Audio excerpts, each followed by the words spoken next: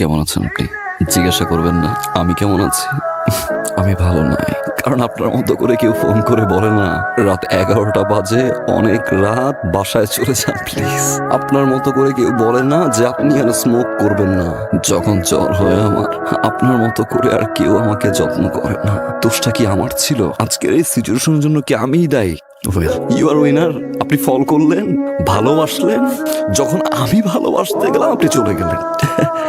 আমি আপনার জন্য সবকিছু ছেড়ে দিছি, যেটার জন্য আমি সেলফিশ ছিলাম, স্বার্থপর ছিলাম, যেই স্বার্থের কারণে আমি যাকে ভালোবাসলাম তাকে সারা জীবনের জন্য হারাইলাম।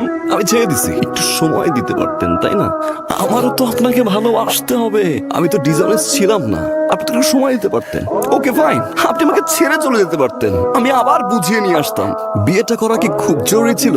কাউকে ভালোবাসতে পারছি না আমি, কারণ আমি আপনাকে খুঁজে পাই না। আমি সেই মানুষটাকে খুঁজে পাই না যে মানুষটাকে আমি ভালোবাসি। আমি সেই মানুষটাকে খুঁজে পাই না যে মানুষটা 24টা ঘন্টা আমার খেয়াল রাখতো। আপনি বিয়ে করছেন, আপনি আমাকে পানিশমেন্ট দিচ্ছেন, আপনি জিতছেন, ইউ আর দ্য উইনার। আমি তো এখন ভালোবাসি, তাই না? আমার তো কোনো স্বার্থ নাই, তাই না? সব ছেড়ে দিছি আমি। এখন ব্যাক করবেন, ভালোবাসবেন আগের মতো? চলেন না প্লিজ, শুরু থেকে শুরু করি। আমি আর কোনো ভুল করবো না, আই প্রমিস। প্লিজ ব্যাক করুন, প্লিজ। এখন আর সম্ভব না। তুমি তোমার মতো করে ভালো থাকো।